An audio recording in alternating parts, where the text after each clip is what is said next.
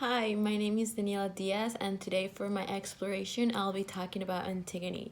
So, real quick, Antigone is a Greek tragedy that was written in 441 BCE by Sophocles.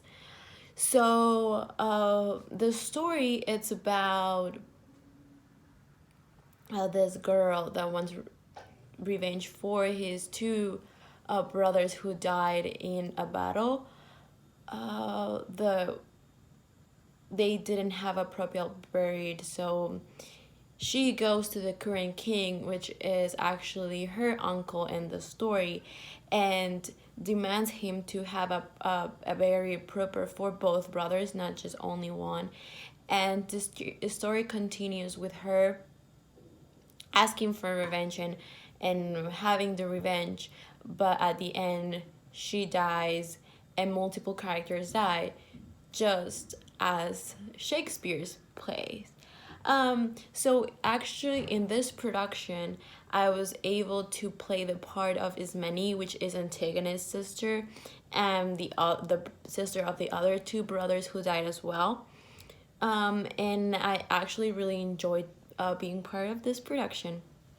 But the connections between Antigone and Shakespeare plays, I think there's quite a few. I want to say, first of all, like I said before, this play was written years and years ago. It was also a Greek tragedy, and I feel like that says a lot because most of the shows we are reading or we've read before are tragedies, if not all of them we've written before. So that's a pretty interesting connection because just as Shakespeare, all of the characters, or mostly all of the characters, especially important characters, die during the show. And it happens the same with Antigone. Antigone, which is the main character, dies. The brothers die. The lover dies. The mom dies. So there's all of these people dying constantly, which is for me one of the biggest connections that we have between Shakespeare and Antigone by Sophocles. Also, Antigone is part of a trilogy, the Theban trilogy.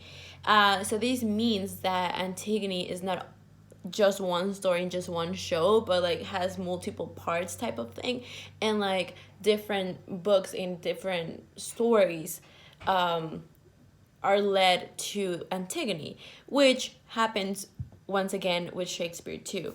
A lot of plays, like our first play that we read, that was Henry IV, has all these other connection with all these other books and all these other shows and all these other plays, because it's not only that. After that, it's more of the story, and before that, there's more of the story. So it happens the same between Shakespeare and Antigone. There's more plays involved in this story. It's not only this story, and then it starts there and finishes there. No, it actually has a background of what's going on before it, and like in Henry IV, there's more leading up to that point, and there's more before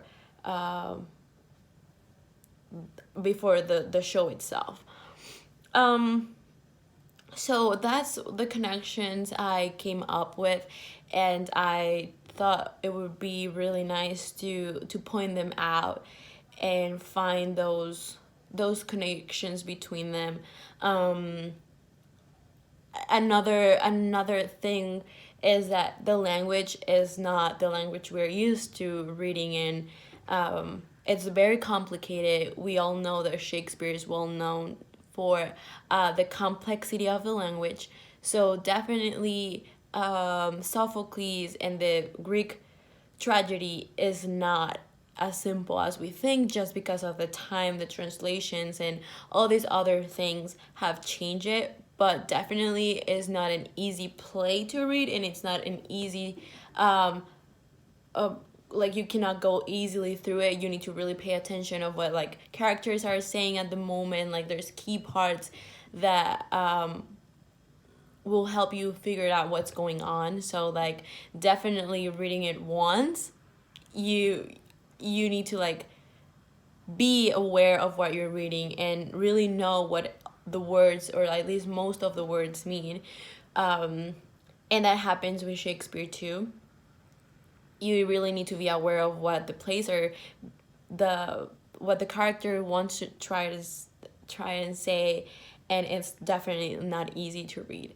So yeah, those were my three connections between Shakespeare's plays, and especially the ones that we read during the semester, and Antigone, which was the performance I was able to participate on that semester as well.